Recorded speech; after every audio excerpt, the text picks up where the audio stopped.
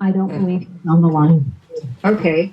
How about Director Paris? Would you mind leading us? I would be very happy to. Would everybody please stand and repeat with me? I pledge allegiance to the flag of the United States of America and to the republic for which it stands, one nation, under God, indivisible, liberty and justice for all. Thank you very much. Thank you, Director Paris. You're welcome. Madam Secretary, roll call vote, please. Thank you, Madam President. Division 7, Gary Van Dam. Here. Division 6, Audrey Miller. Here. Division 5, Robert Paris. Here. Division 4, Justin Lane. Division 3, Frank Donato. Here. Division 2, Keith Dias. Here. Division 1, Shelley Sorcible. Here. Wayne Chisholm. Here. James Markman. Mr. Markman.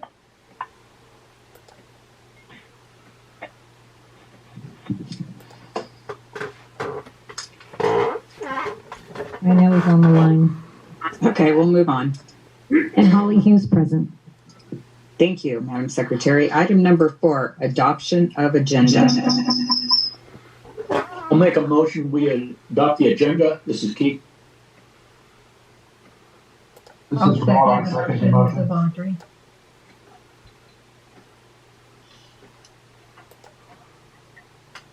Did you get that, Holly? Rob and Audrey both seconded that. Ladies first, Audrey can have it. Okay. Thank you. Okay, roll call vote, please. Gary Van Dam. Yes. Audrey Miller. Yes. Thank you. Robert Paris. Yes. Justin Lane. Frank Donato. Yes. Keith Dias. Yes. Shelley Sorcible. Yes. Thank you. Item number 5, public comment and period open to the public. If there's anybody that would like to address the board on an item that's not on the agenda, or on the agenda regarding any board business that is not on the agenda, please identify yourself when addressing the board. Okay, 5A, voluntary public roll call. If there's anybody on the call that wishes to identify themselves, now would be the time. Vincent Dino, Palmdale Water District. Welcome. John Joyce. Mike Shabaki, City of Palmdale. Welcome.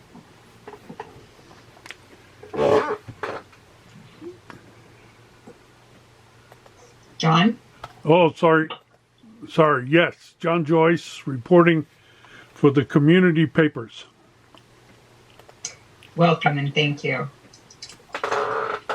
Okay, item 6, new business, we have none. Item 7, consent calendar.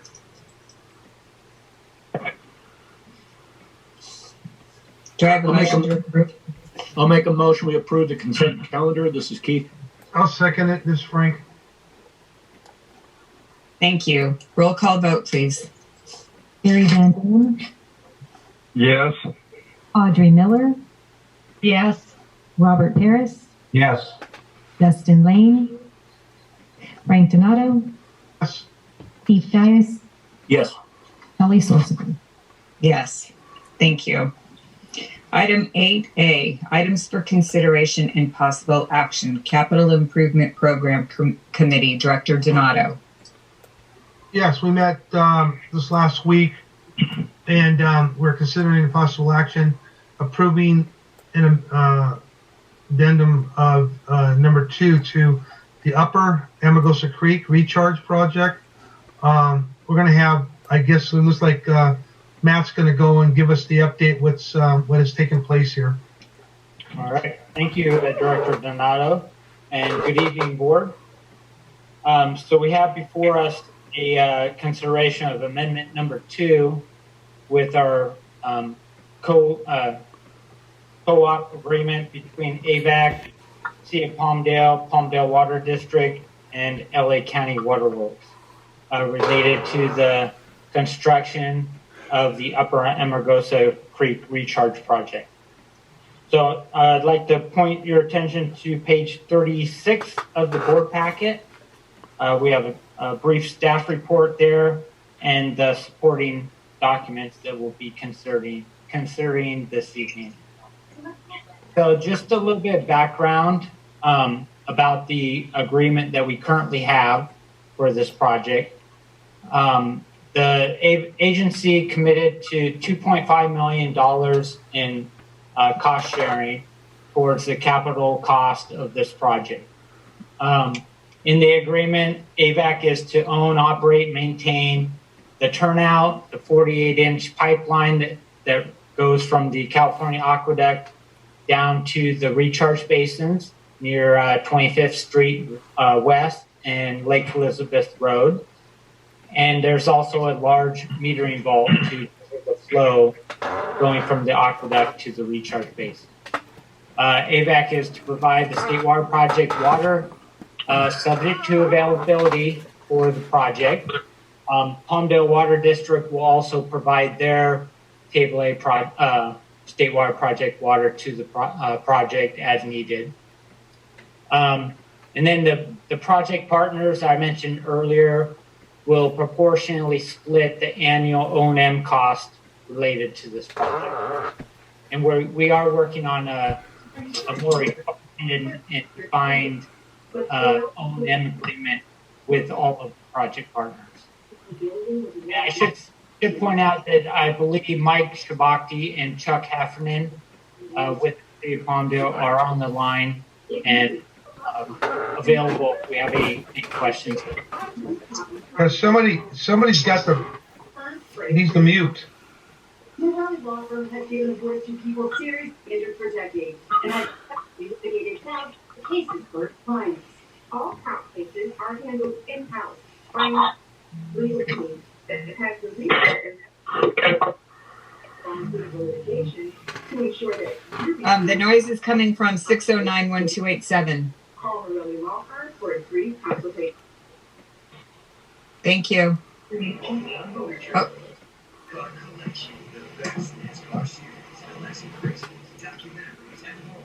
Now it looks like it's your phone, Gary.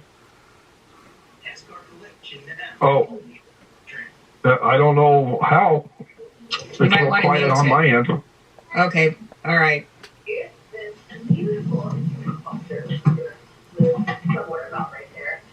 I'm just going to mute everybody. Thank and you. Okay. Yourself too. Excuse me, Holly, can you give control of the screen? There you go. All right, thank you. So the estimated design capacity and recharge capacity of the project is estimated at 6,400 acre feet per year. And based on our financial commitment under the current agreement, that equates to about 2,755 acre feet per year dedicated to AVAC or recharge within this project. And that's per year capacity. And then you can see City of Palmdale has 889 acre feet per year of capacity. And both LA County and Palmdale Water District have 1,378 acre feet each towards the project capacity. Here's a breakdown of the project components. Approximately 72% of the overall project cost is dedicated towards the turnout, the pipeline, and the recharge basin. There was about 16% that went towards the flood control, which is primarily or solely the financial responsibility of City of Palmdale, as well as 12% towards the habitat restoration. That's committed by the City of Palmdale as well. So they have about 28% of the overall cost dedicated to components that aren't related to the recharge. And then the table down below just summarizes the capacity in acre feet that I spoke of previously, as well as the percentages. So we have about 43% of the total recharge capacity. So when this agreement was put into place in 2013. As the project evolved, there was obviously some changes and some estimated increases to the capital cost. And as we moved into construction, the actual cost of the project ended up being about $19.2 million total. And if you recall, the City of Palmdale and the partner agencies collectively received $6.5 million in Prop 1E grant funding several years ago that directly goes towards the capital cost of the project.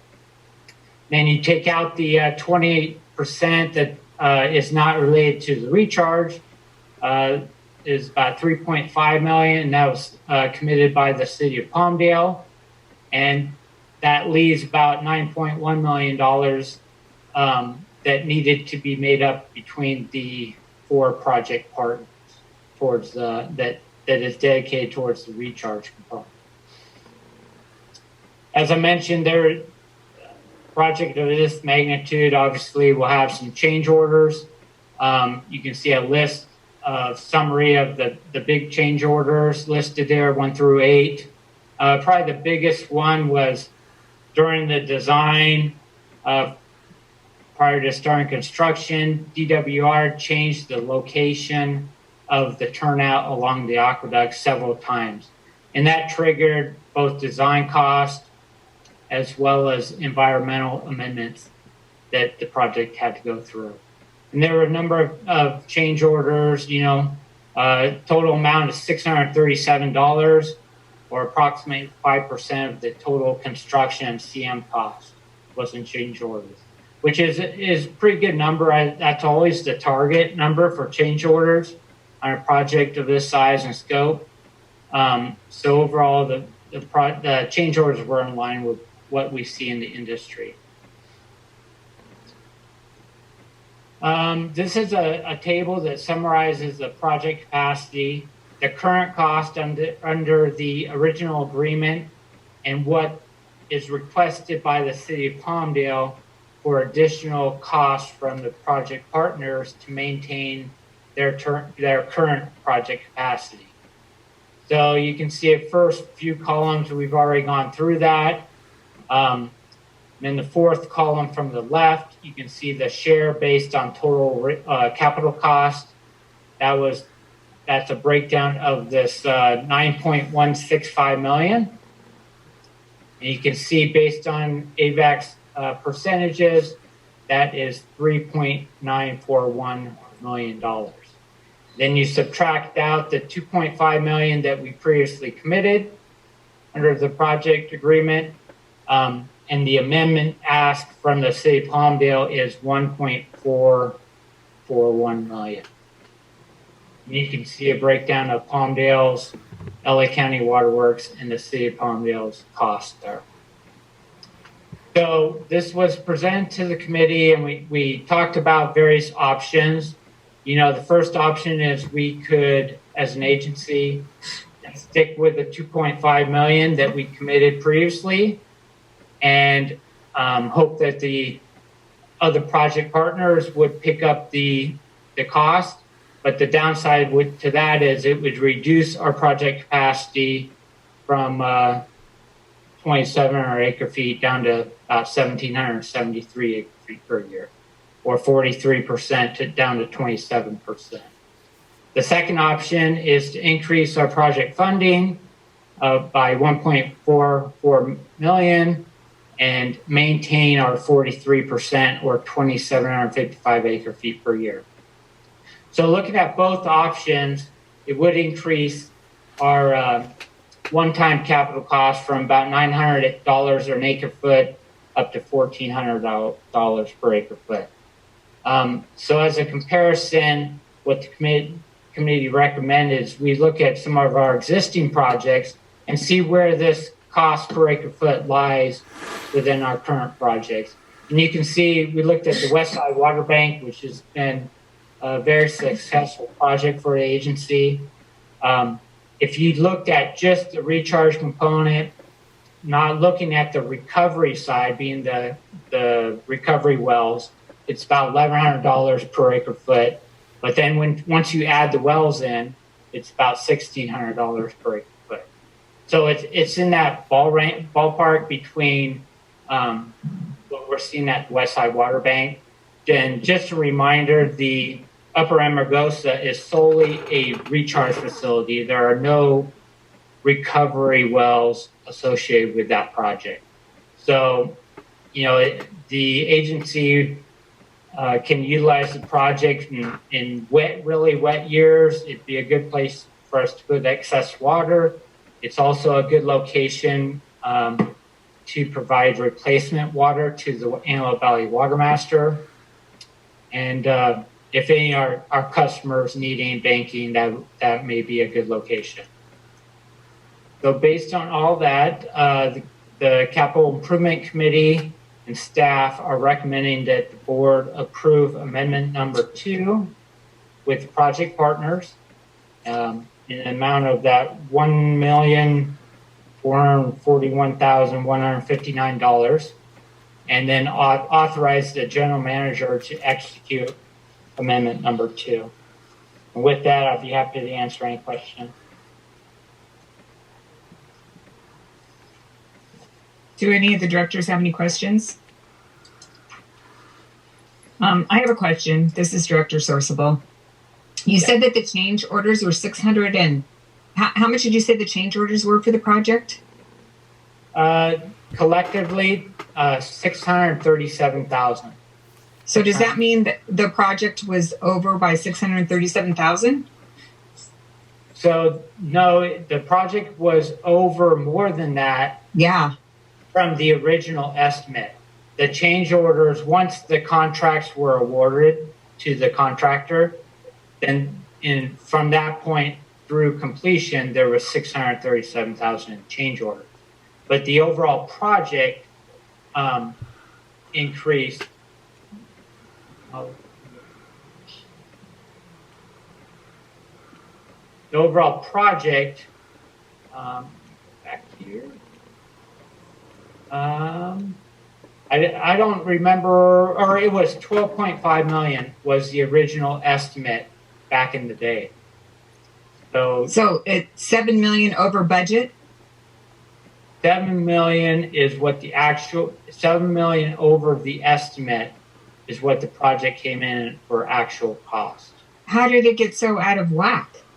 I mean, this is more than 50% more than what we committed to. Yeah. So, I mean, to reduce the amount of water, that to me is not a solution. The problem is, which we have to deal with now, is that the project's way over budget. So, who managed this project? The city of Palmdale, based on the agreement, they were the manager of the project. So all the contracts were held by the city of Palmdale, and they provide the administration of all the contracts. Well, did they let us know along the line that it was $7 million over budget? So let me back up a little bit. So when we entered into the agreement back in 2013 for this project, there were still some unknowns about the project.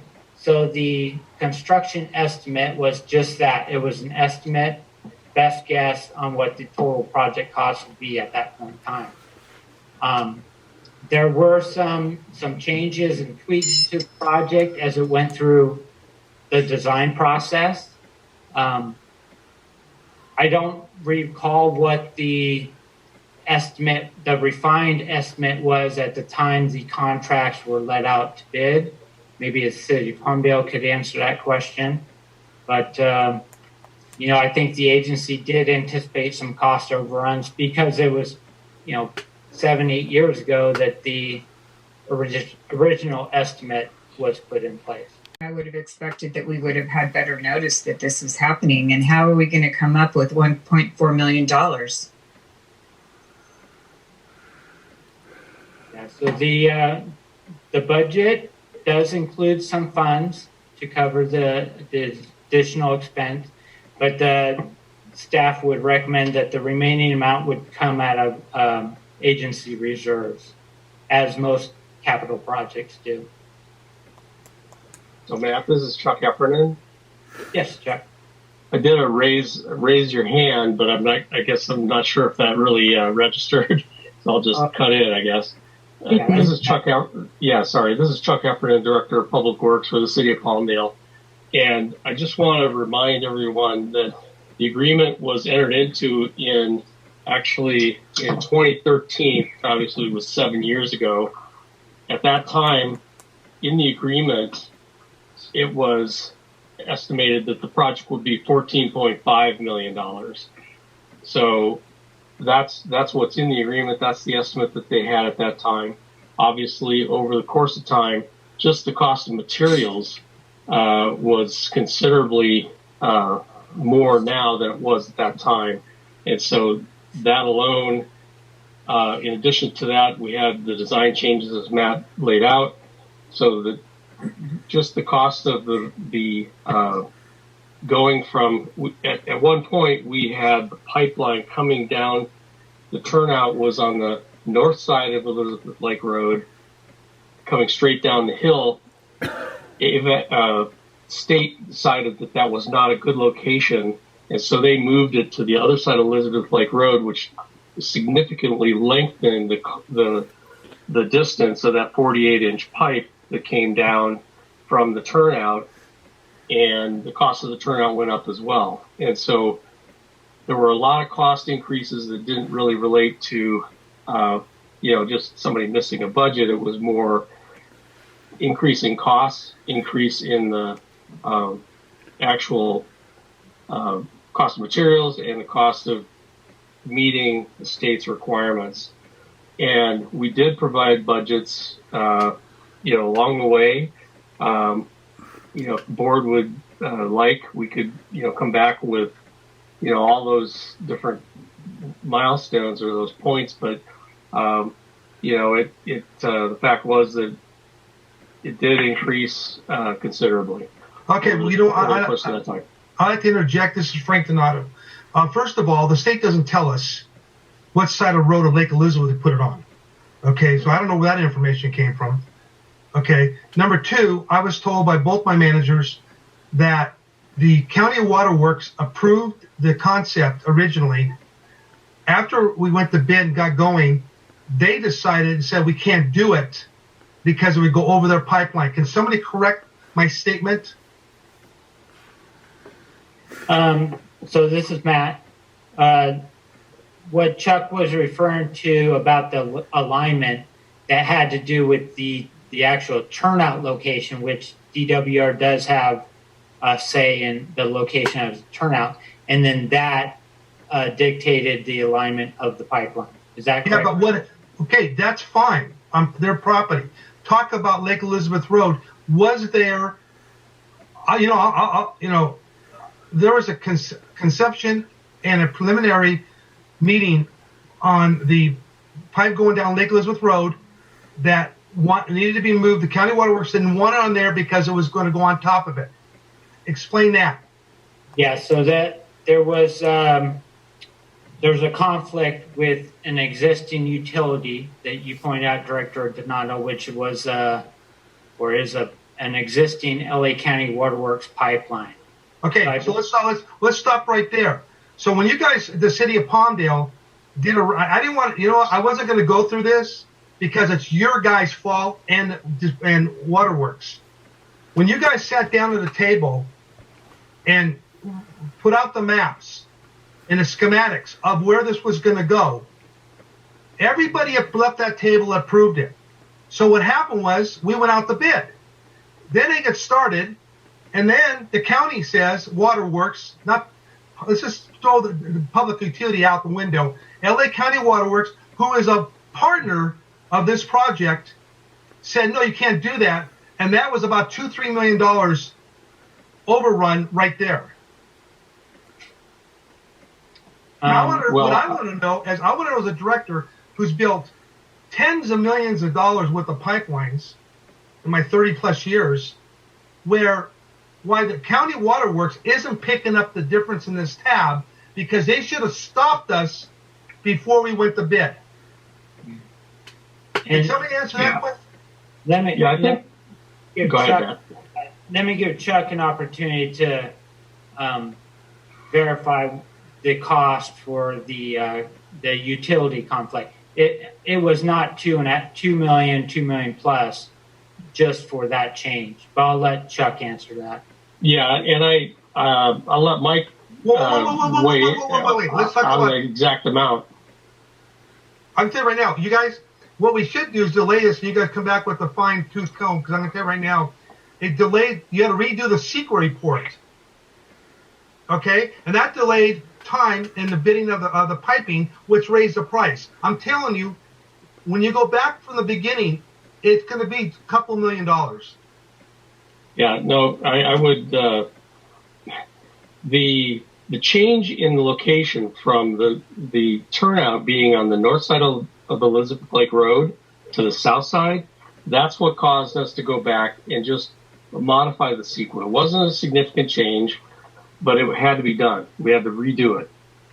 So then when we found out that that's where the turnout needed to be, then we had to find the alignment, which came down DWR's access road down to Elizabeth Lake Road, and then Elizabeth Lake Road over to the point where we crossed Amargosa Creek. And as it happens, it happens, the LA County Waterworks District pipeline, they had a plan that said this is where the pipeline was. Well, the elevation was slightly different. And so there was a change order for that, but it wasn't anywhere near $2 to $3 million. That's not even in the ballpark. And I don't know if Mike has the actual number for that, but that's where it came in. So the environmental document had nothing to do with the actual alignment of the LA County Waterworks, because it was all in public right-of-way, which is exempt under CEQA. I have a question for you. Who hired the original engineering firm that mitigated the turnout with this state water project? That would have been the city, but that was before. I think it was done by the city at some point prior to me coming on. I thought it was an independent contractor engineering firm. What is it called? GEI. Yeah, GEI. And who's the one? I know you can't do it. So who is the person, the engineering firm that negotiated with the state where to put that turnout originally? So the GEI would have worked with the state on the original location. Okay, so Matt, wait a minute. Matt, do you know that for sure? I know that for sure because. Thank you. Thank you. There was a little hesitation. I'm trying to follow this. Thank you. Okay. And then at some point, the city of Palmdale had AECOM take over the design. Correct, Chuck? Not the design. They took on they were actually the project, the structure managers. Yeah. Okay, so we need to find out. We already know the city of Palmdale because I wanted to do the work. Avek to do the work, and you guys said no. That's fine. So you hired the original engineer. I want to know how they got approval or told us we got approval when they came back. The state came back and said no, that's not correct. And why Avek was not informed of that situation immediately. Well, let me tell you this: with the plans, because I came into this project, I guess it was 2.5 years ago. And I'm not blaming you. No, I understand that, and I'm not being defensive. I'm just saying that at that time the plans were not approved; they were still in flux with the state, and we knew we had a deadline, and the deadline was the end of that year, at which time the state was ready to pull the $6.5 million. So we were pushing it very hard to get it approved, but we went to the state and they they were still in flux as to exactly where they wanted the turnout, because on the north side, there were some geological or geotechnical difficulties with that location, that they just didn't like it to be there. Now, I believe we communicated that. I don't know if that would have changed, if we would have gotten Matt involved. Maybe he could have convinced them, and maybe we did. I don't remember those details, but I know that we didn't just accept it lying down, and we felt like the best course of action was, after fighting a little while, just to say, okay, that's your facility. You know how they are. We're going to have to go with them and move this thing to the south side of Elizabeth Lake Road. So that's my recollection as to how, because we knew we had that deadline. Again, we could have fought for a long time, and it may not have borne fruit.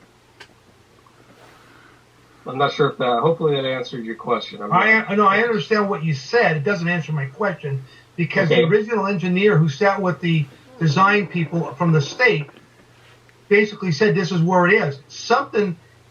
There's a piece of the puzzle missing. Okay, I mean, they're telling you right now, they didn't just say after they knew they approved the project, said, oh no, we'll stop. We said the wrong thing. Somebody did not communicate with the state. That's all I can tell you.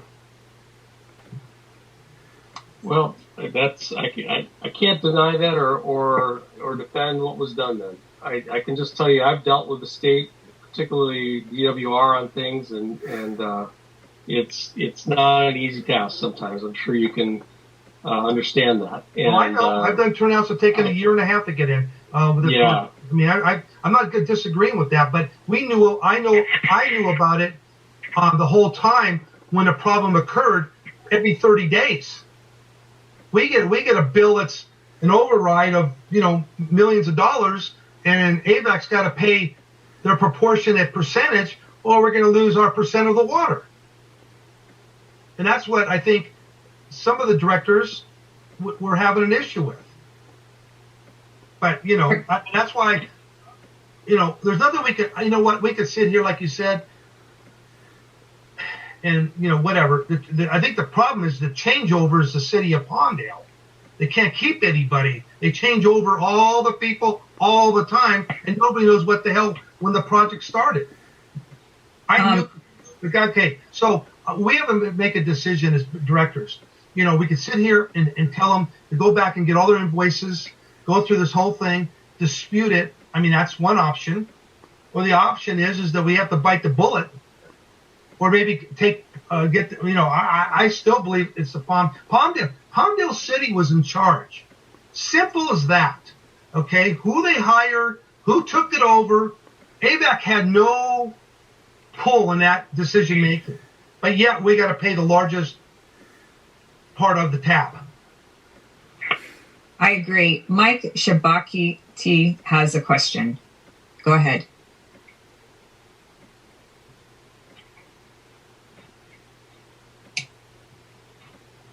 Mike?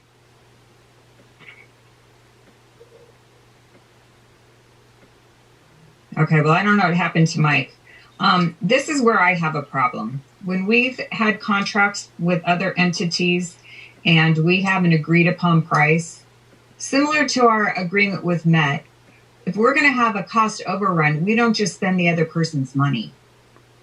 And we should have had a contract amendment when we first started when this first started going sideways, and had an agreement and had this in our budget, or made some decisions back then. Now we have a gun to our head, and it's either approve or lose.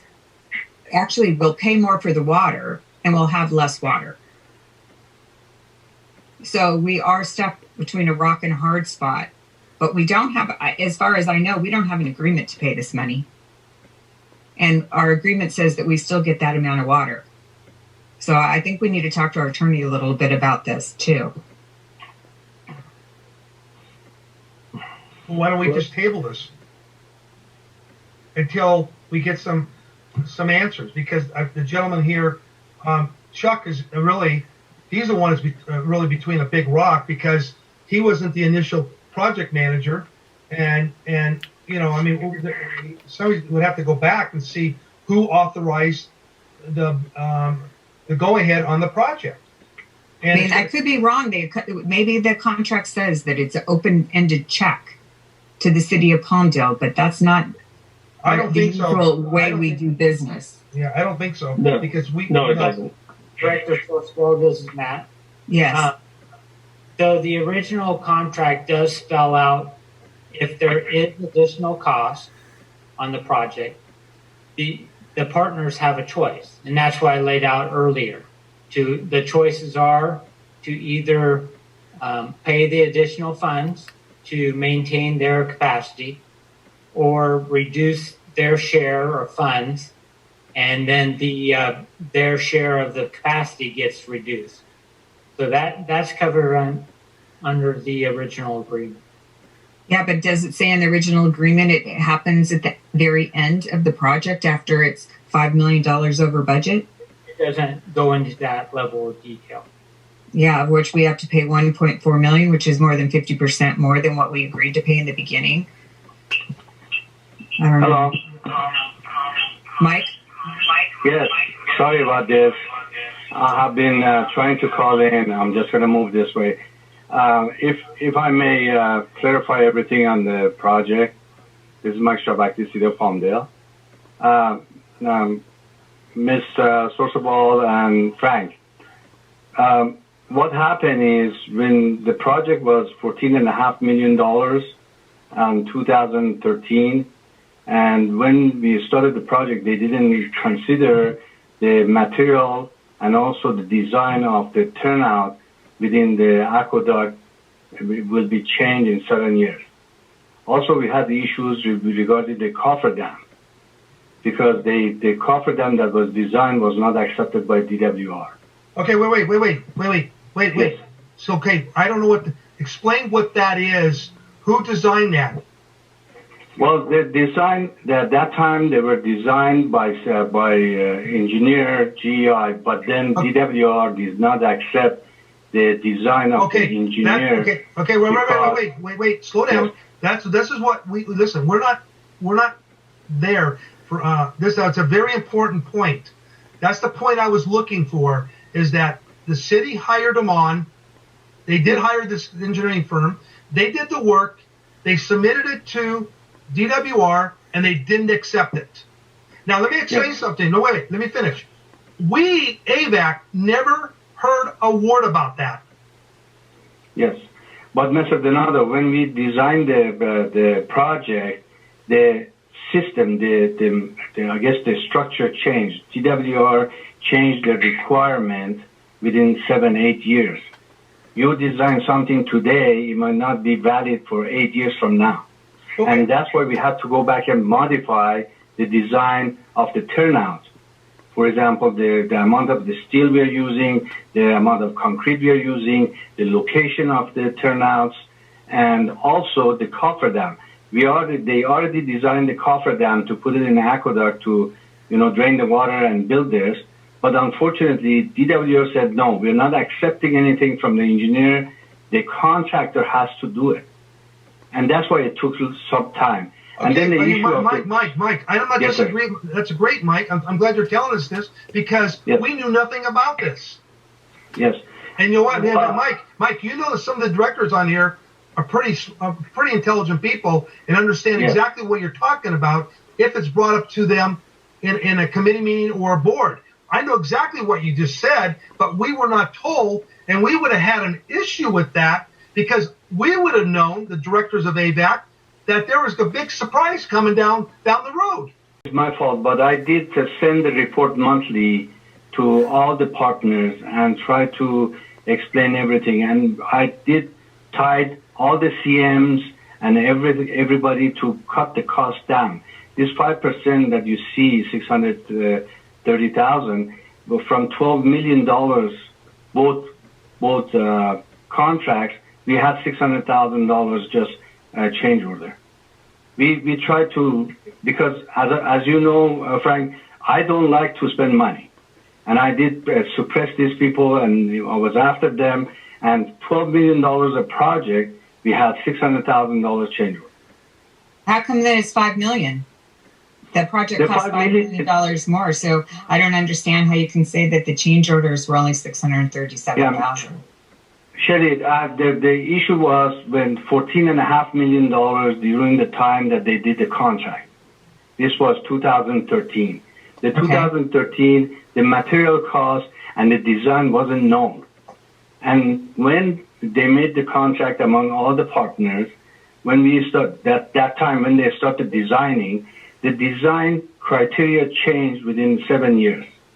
And then the material cost went up because when you design a turnout smaller or larger or with a less steel, when you get to the DWR, and we did talk to Sacramento all the time, that you have to accept it. They said, no, you have to update and modify your turnout to be today's standards. And that's what we did. And then the location of the turnout, yes.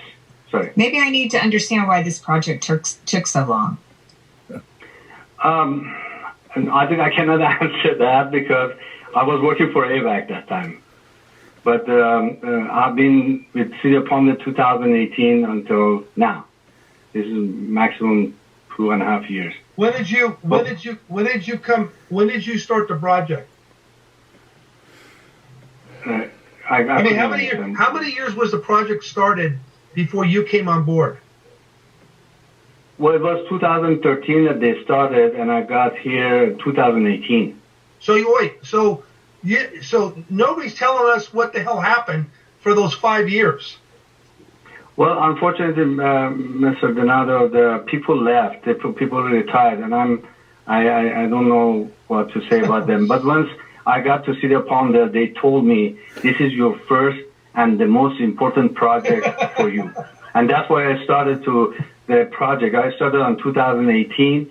As you recall, we had the coffer dam coming to the aqueduct. We started in 2018 November. We had a limited time to be inside of the aqueduct. We had a limited time to grade the Amargosa Creek, to have the basins made, because I was confined with the DWR and also Department of Fish and Wildlife, and they didn't allow us anything. That's why we went forward. By 2019, November, we finished the project.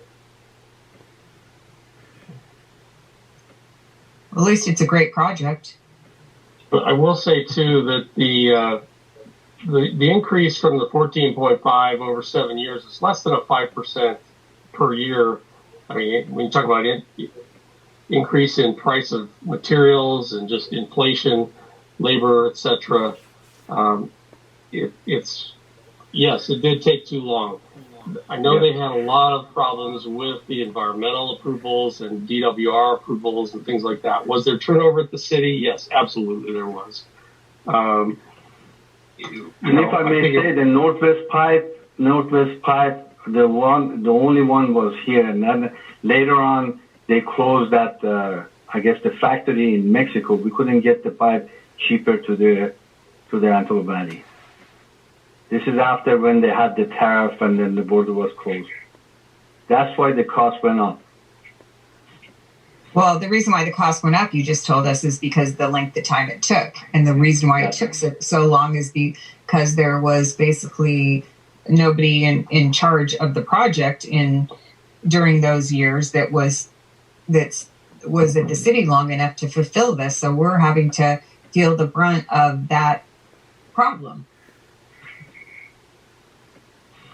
Well, I will tell you, too, that I've been in the construction industry for over 30 years as well, different aspects of it, and particularly when it comes to permitting these kind of projects through the state and other agencies, it does take a long time. 7 years, it is a long time, I agree. But it's not unheard of, unfortunately, California. Okay, do any of the other board members have any questions or comments? Or are we ready to go forward, or do you want to table this? I don't know if the other board members have the answers they need to make a decision. This is Keith. I've listened to a great deal of discussion tonight, and I've listened in discussions at the committee level several times. It's a complex project, but I think it's beneficial even at the additional cost. So I'll make a motion that we approve Board Order 8B1. Madam President, this is Rob. I second that motion. Any other questions or comments? Roll call vote, please. Gary Van Dam, Yes. Audrey Miller, Yes. Robert Paris, Yes. Eston Lane, Frank Donato, I abstain. Keith Dias, Yes. Shelley Sourcewell. I abstain.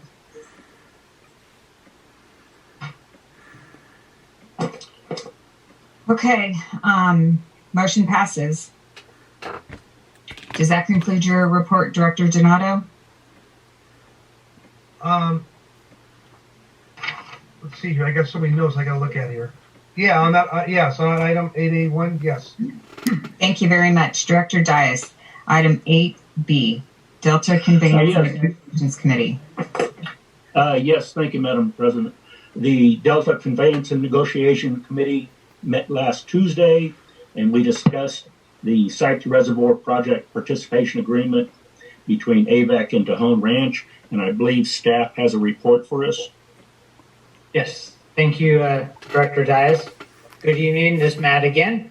So item 8E1 is consideration of what we're calling the Sites Reservoir Project Participation Agreement between Avek and Tejon Ranch Company. I got a few slides here to give a little background about sites. Sites Reservoir Project is about a 1.8 million acre feet of off-stream reservoir storage. This is going to be a new reservoir. You can see on the map there, it's west of the 5 freeway. I know the map is very small, but it's west of the 5 freeway. It's north of the Delta, and the project is located in the counties of Glenn and Colusa, up in that area. And the project will include a new pipeline from the Sacramento River. It'll run to the west approximately 10-15 miles to the new reservoir.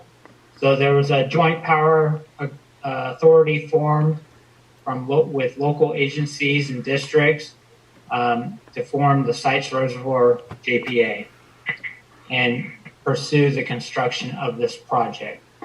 The agency entered into the project agreement about a year and a half ago for the sites project. There's about 22 participants, each having a varying degree of participation.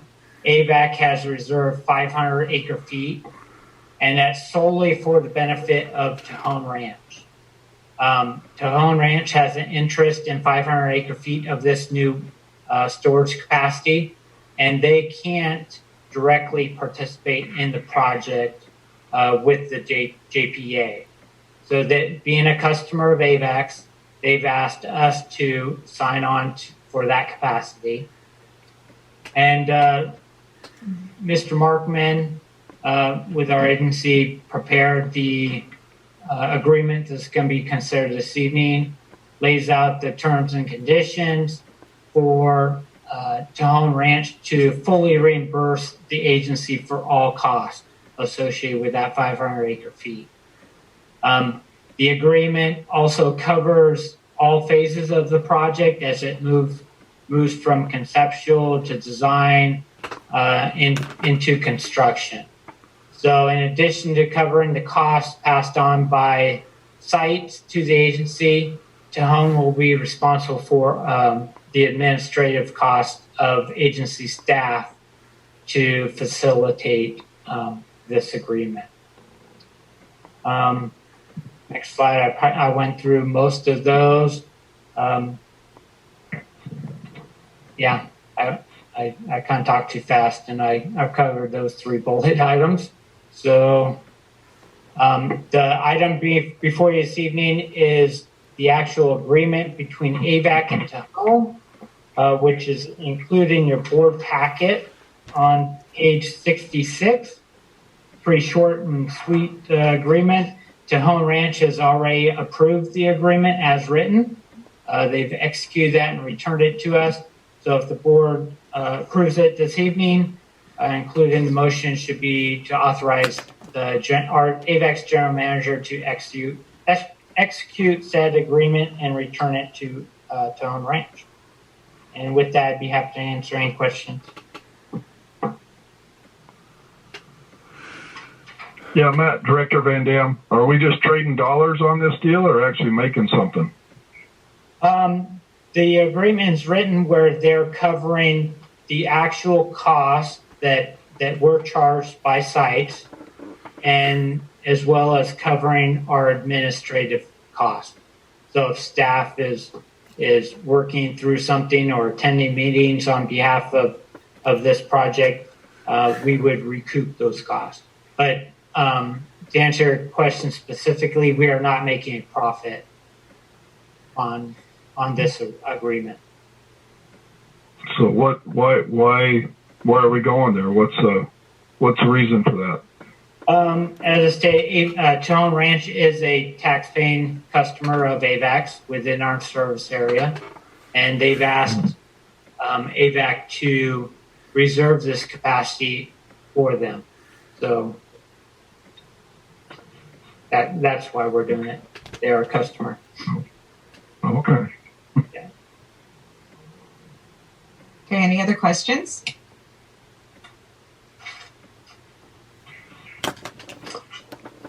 Do I have a motion to approve? I'll make a go ahead. motion we approve Board Order 8C1. I'll second it. Should be B1. Sorry, there's a typo. 8B. Oh, okay, thank you. I'll second it. Donato. Okay, roll call vote, please. Gary Van Dam, Yes. Audrey Miller, Yes. Robert Paris, Yes. Justin Lane, Frank Donato, Yes. Keith Dias, Yes. Shelley Sourceful. Yes. Okay, does that conclude your report, Director Dias? Yes, it does. Thank you very much. Thank you. Okay, item 8C1, Director Paris. This, I believe I'll turn this over to Matt since he's standing there still. I can sit down if you want to cover it. But, No, I'll be happy to let you. Thanks, Matt. okay.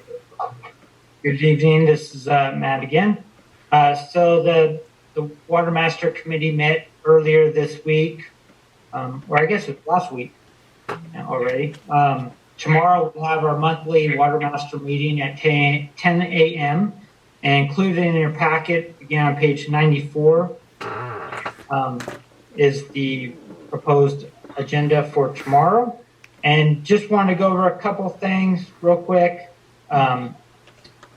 There's a couple of transfers being considered tomorrow, one of which includes AVEC. It's to solidify a prior exchange agreement. So the transfer request is to transfer 2,266 acre feet from WDS to AVEC, and it's moving imported water that is banked at the Willow Springs Water Bank and moving it to AVEC's Westside Water Bank. So it's simply a paper accounting to ensure that AVEC is getting the credit for that transfer. Should be pretty straightforward. There's also a transfer request between Terra Bonita Ranch and Phelan Pending Hills CSD to satisfy some previous replacement water obligations. I believe we're going to discuss that a little bit more in closed session. And then there's a couple other items on the agenda, one being the USGS groundwater monitoring program.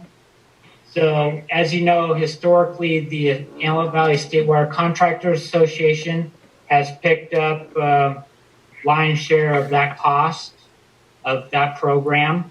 And there's a request from the association to move the administration of the groundwater monitoring program, as well as a lion's share of the cost, from the association to the water master. So we anticipate tomorrow there'll be some discussion about that.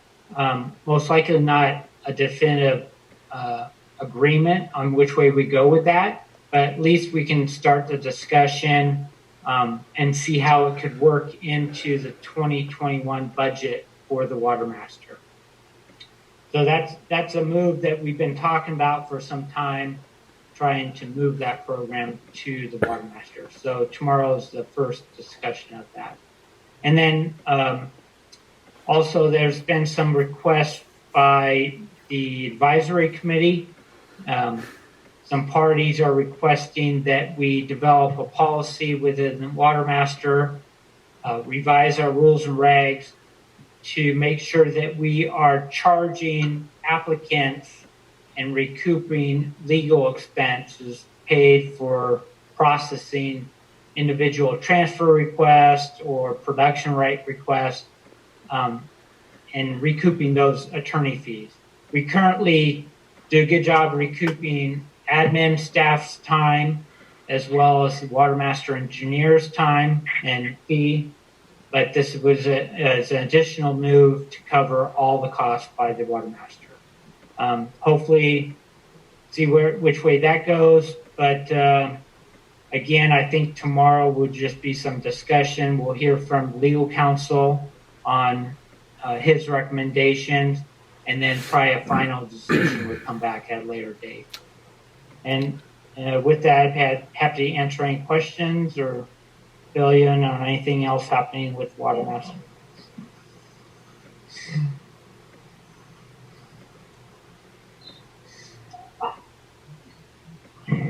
Okay, anything else? Rob, Director Paris? I think Matt did a great job covering it. Thanks, Matt. All right, thank you. Okay, item 9. No, we don't have any old business. So we're going to move on to item 10, General Manager's Report. Mr. Chisholm. Yes, Board President Sourcewell, members of the board. The first item that we're going to provide for you in the General Manager's Report is the High Desert Water Bank Monthly Status Report. And Justin Livesay, our engineering manager, will provide that report to you.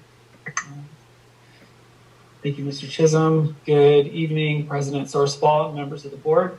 It's been a couple months since we updated the board on this project, and just to give a brief overview.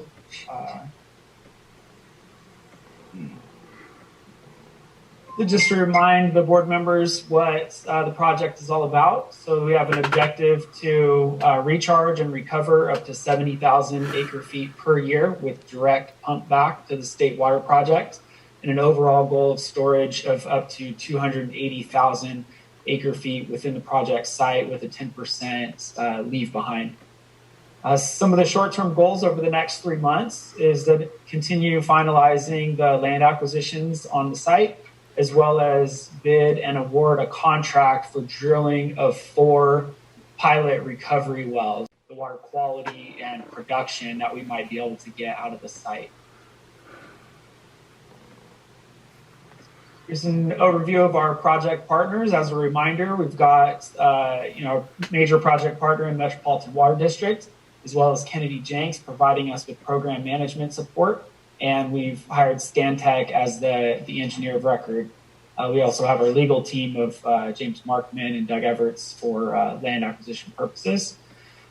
And some recent program management activity you can see on the left-hand side. There's quite a bit there, I guess, because it's been a couple months.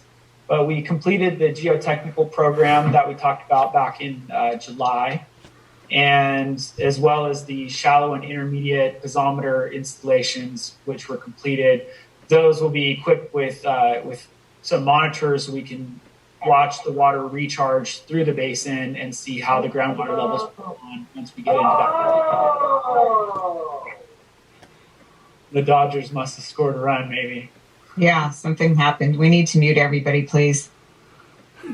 Montgomery and Associates is Stantec's consultant working on the groundwater model. They completed their initial groundwater model based on previous studies at the site, and they're working on putting together a technical memorandum for us that will summarize those results. Stantec completed a hydrology technical memo last July. Joe Long from Stantec was here and provided a brief overview on the flood flows as they go through the project site. And there was nothing surprising that came out of their report that we didn't already know about from the CEQA initial study. The pilot recovery well design and technical specifications were received, and Avek provided comments back to Stantec. So they're finalizing those, and we hope to get those back by the end of this week if all goes well, so we can work on getting that out to bid. And as I mentioned previously, land acquisition is continuing to progress. Upcoming board decisions, we hope that after the bidding period, we'll be able to bring a contractor to recommend an award of those drilling of the pilot recovery wells to the board in early December.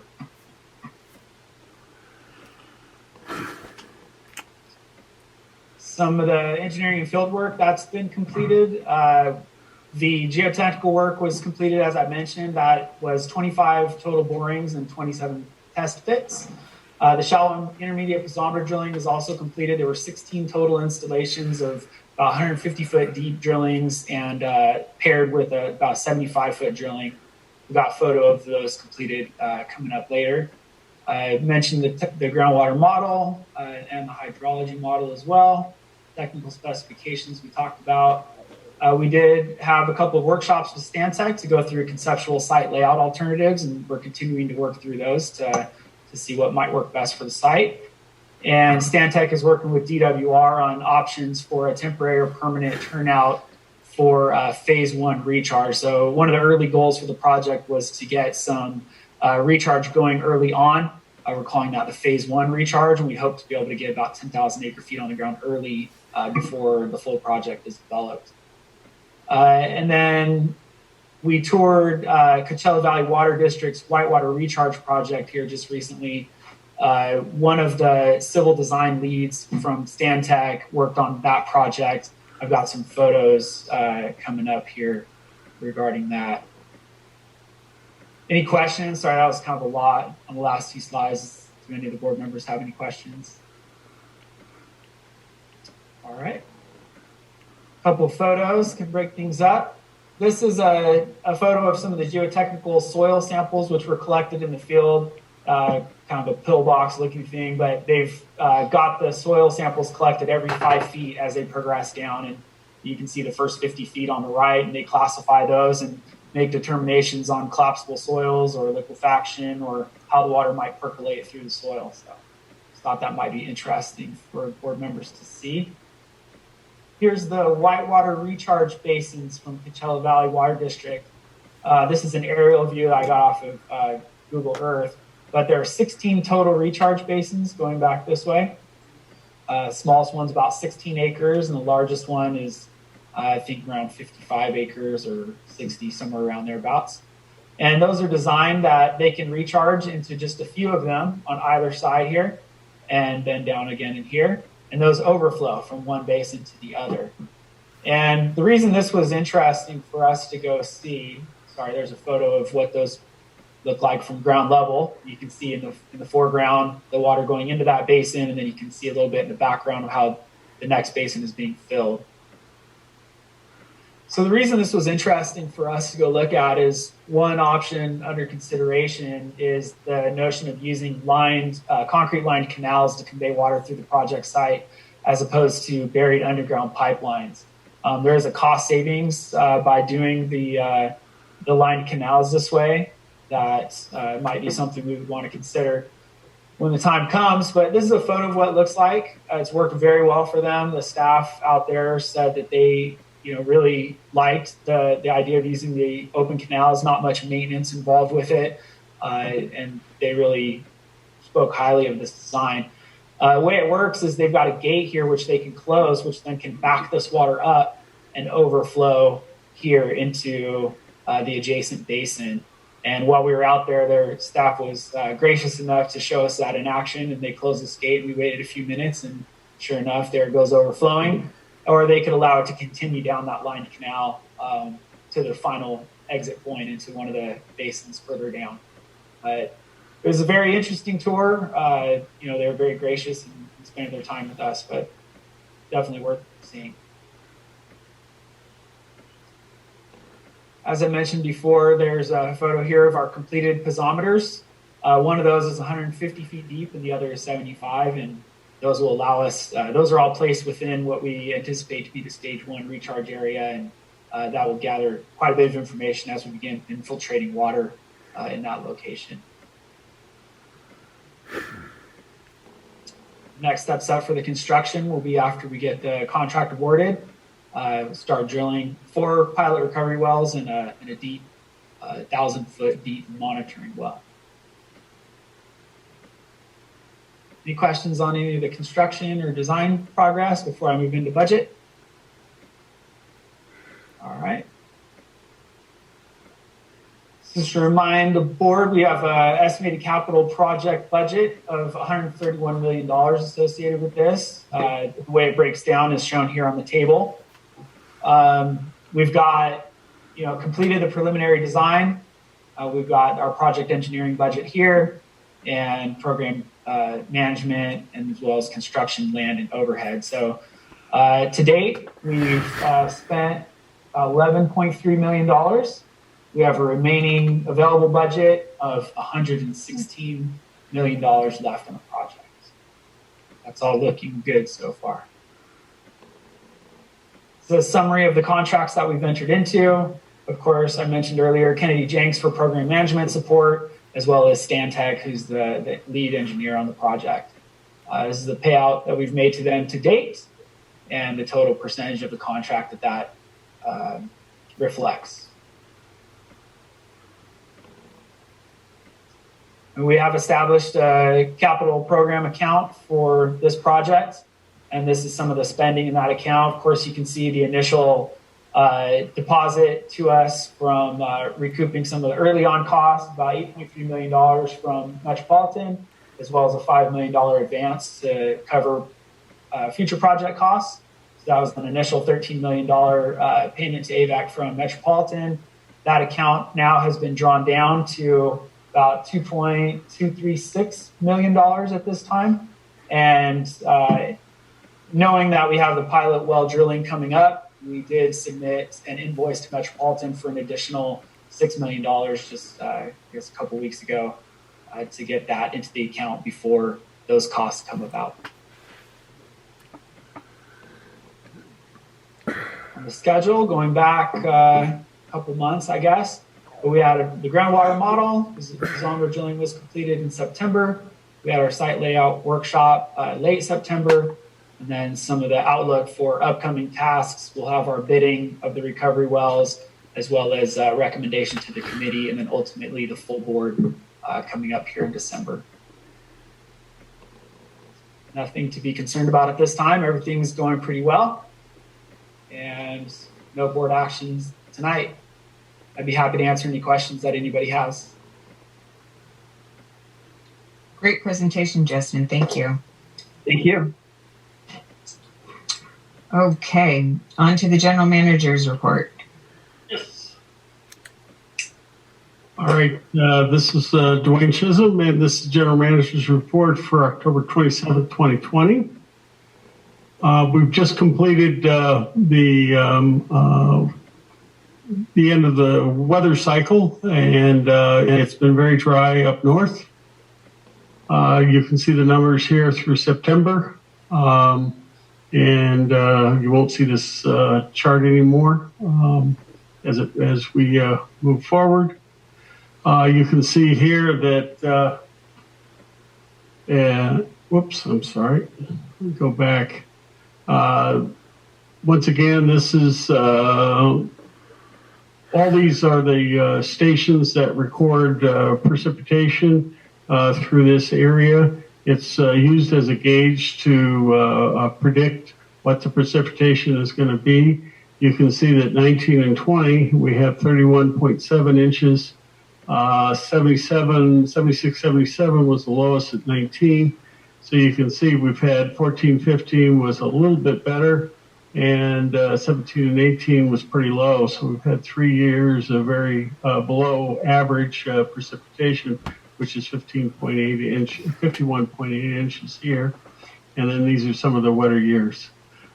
We use this to kind of predict. So we're going to start out here again and go through and put another graph on this area. And what's important is you can see here through November and December.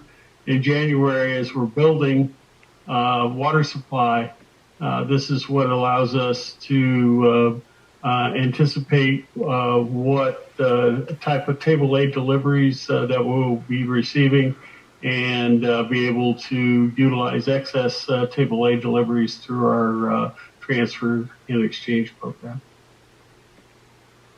As far as reservoirs go, you can see Oroville here is at 1.5 million acre feet.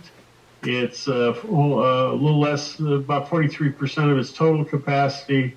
And you can see we're about 72% of average. This is red line here is the average. And this is how much water is actually in the reservoir. And then this is this period up here shows you exactly where the top of the reservoir. And then this is a reservoir capacity in thousands. So this is 2 million, 3 million, 4 million.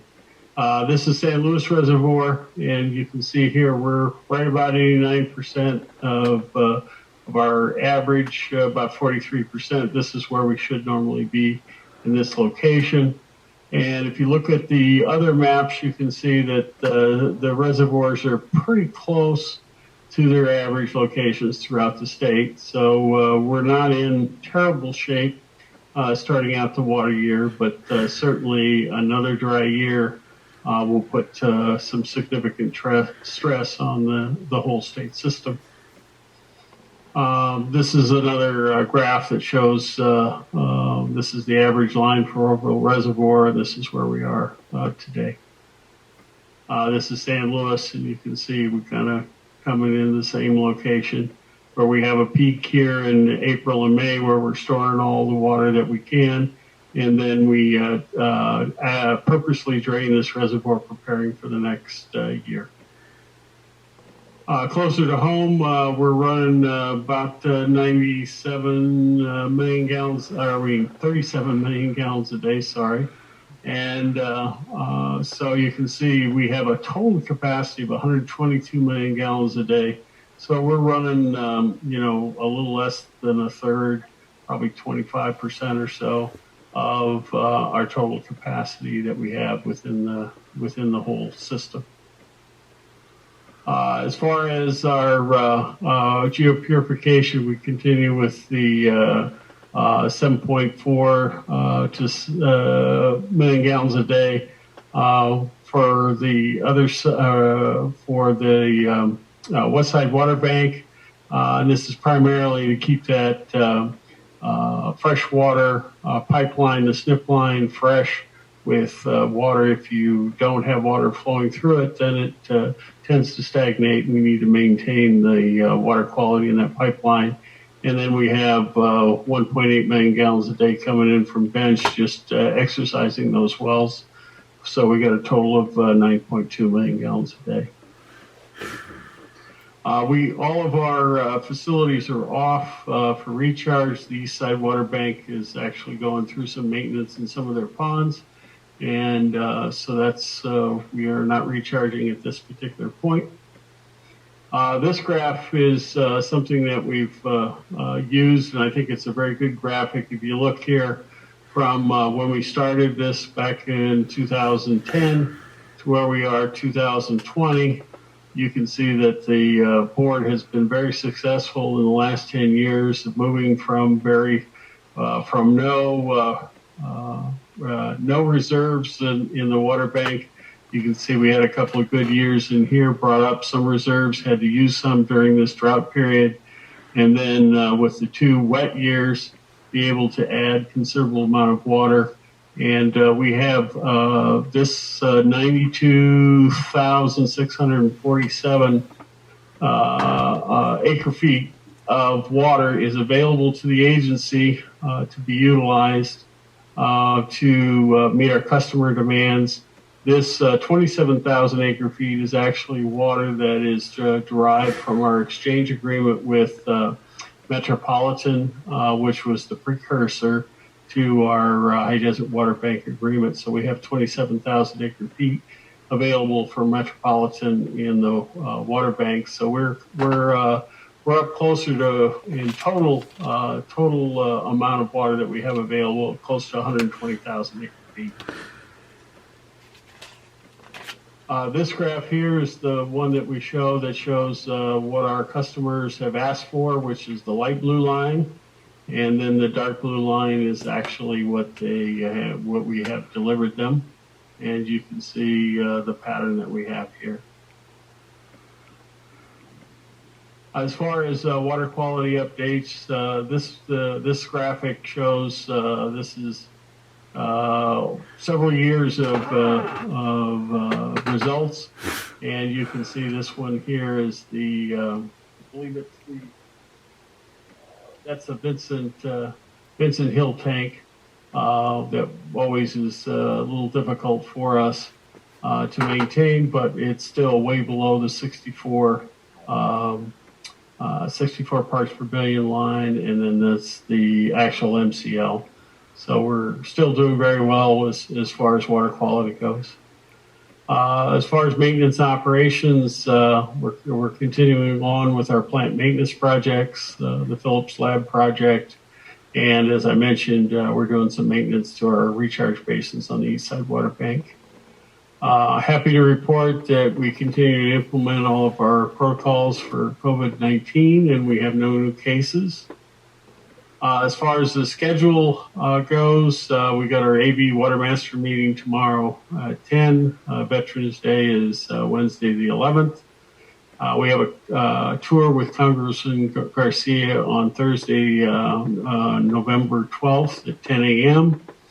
And then the Aqua Virtual Fall Conference, December 2nd and December 3rd. My schedule is I'll be in the office with the exception of a couple of doctor appointments for the next 2 weeks. So happy to answer any questions that you may have on other items that I may not have covered. Any questions from the board? Okay, thank you very much. Item number 11, directors' reports. Do we have any reports from any directors? Item 12, attorney report, Mr. Markman. Yes, thank you. I have some things to report, all concerning litigation or other problems with the State Water Project contract and coming events. I was listening to a presentation by DWR about the Delta Conveyance project itself, the physical project. And when I was looking at the timelines they were presenting, I noted that they were baking into the schedule huge hunks of time for anticipated litigation. And I don't think they'll be disappointed if what's happening now is any indication. So I want to run through some things that are pending now on that contract and some of these impediments that keep popping up. And all of this is a public record, and I'm not going to be revealing any confidences or strategies, just tell you what's out there as a constraint. So start with the State Water Project, just the extension of the water supply contract, which seems to be very abstract. It's extending a deal that's been going on really since 1960. Paperwork, because the extension is not necessarily changing any of the terms, just extending the timeline. But to be on the safe side, DWR filed what's known as a validation action to validate the fact that they processed the extension correctly and everything has been done as legally required. And nevertheless, despite that it's just this abstract process, they did catch a lawsuit against the raw extension filed by several environmental groups. And the recurring theme of all these lawsuits is you say you're extending it, but the extension goes with the water tool amendment, and the extension goes with the Delta Conveyance facility, and it also is in conjunction with the tools amendment, which makes transfers easier. So you're piecemealing us. So there's a lawsuit. There are lawsuits on all the parts of this, saying they all need to be glued together and presented at one time, which is relatively impossible because they can't possibly have a design for example, for the Delta Conveyance project itself in time to be able to extend this agreement. So there's just that impediment. And then there's another impediment to the extension, a self-made impediment by DWR, because they've chosen this point in time to try to get their point of view on the indemnities in the present water supply agreement shuffled around to the point where all the water contractors are going to be responsible for third-party damages that are caused by DWRs operating the project. The way that breaks down, the way most of us read it, is that if something happens into the project physically, third parties are damaged, and this happens on the other side of your turnout on the main state project, then it's DWR's problem. It's not Avek's problem or any other contractor's problem. Once the water gets in the turnout, all the rest is our problem. And that seemed to be that's typical, and it seems to be logical. But DWR doesn't see it that way. They've said for years that if they incur damages, legal fees and administrative fees because of third-party claims, they have always passed them on to the state water contractor in the rate when they calculate the cost per acre foot of water delivered, which essentially erases the whole harmless provision that we have. So there's a debate going on. We are, for Avek, we are actively involved in the committee trying to get that straightened out and negotiated. But DWR claims that they're never going to implement or sign the extension agreement unless they get what they want out of that Article B discussion. So there's a second impediment. I mentioned the water tools contract. The water tools contract is really a modernization of the state water supply agreement so that contractors can make and implement transfers, both long-term and short-term, amongst themselves without essentially being over-supervised by DWR. All the water managers, the Dwayne Chisholms in the state, want to have that option so they could get more creative on trading back and forth and transferring water rights back and forth. And that has actually been reviewed and approved and by the committee. I think that's coming to you. But in the meantime, there's already been a lawsuit filed against the water tools agreement, even though, again, it's an abstract agreement. DWR did a CEQA study on that and reached the conclusion it could cause negative impacts because of possibly, the way I read it, causing more water to be beneficially used, which may not leave enough for in-stream uses. It's very abstract, and so it's a very big guess. But they did that EIR, and they've already been attacked for the inadequacy of the EIR. And the attack, as you might have guessed, says, listen, you're piecemealing us again. This is part of the extension. It's part of the Delta Conveyance. So you need to take them all at once and tell us what the cumulative impact of all of that could be. So that's got a legal blockade in front of it, too. And then the Delta Conveyance project itself has to be financed, as you know. So there's a financing that was approved by DWR, bond financing, and that they filed a validation on that also to try to kind of shake out all the people who would oppose it. And it shook out a great number of people who are going to oppose it. Usually financings are considered outside the scope of CEQA because all they do is finance a physical project if you approve it. Nevertheless, there was a lawsuit filed against the financing EIR or validation, and the theory of that is it's piecemealing it, shouldn't consider financing it until we know exactly what the project is. So that's a quick summary of the lawsuits, statewide lawsuits that the state water contractors and Avek are dealing with to try to facilitate the extension and improvement of the state water supply. And if you have any questions on that, I'm happy to answer them. And that's a substantial piece, but not all of what is going on at the state water contractor level. And we are trying to keep an eye on all of that for Avek. Well, thank you. We appreciate your efforts. Item number 13, requests for future agenda items. Do any of the board members have any requests? Okay, item 14, closed session. Which items are we going into closed session tonight? Item A and item C. Hey, do I have a motion? What? Pardon? Is that going to take a different number, Holly, to get into that? No, stay on. I'll put you in a breakout session. Okay. Okay, can I have a motion to go into closed session? I'll make a motion. We go into closed session for items 1A and 1C. This is Keith. This is Rob. I second that motion. Roll call vote, please. This is 14, A and C. Gary Van Dam. I don't believe he's on the line anymore. Audrey Miller. Yes. Robert Paris. Yes. Justin Lane. Frank Donato. Yes. Keith Dias. Yes. Kelly Sourcewell. Yes. Okay, well, we'll adjourn to closed session and resume in 5 minutes. Yeah, or less. You guys can all stay on the line. I'm going to move you over into a breakout session.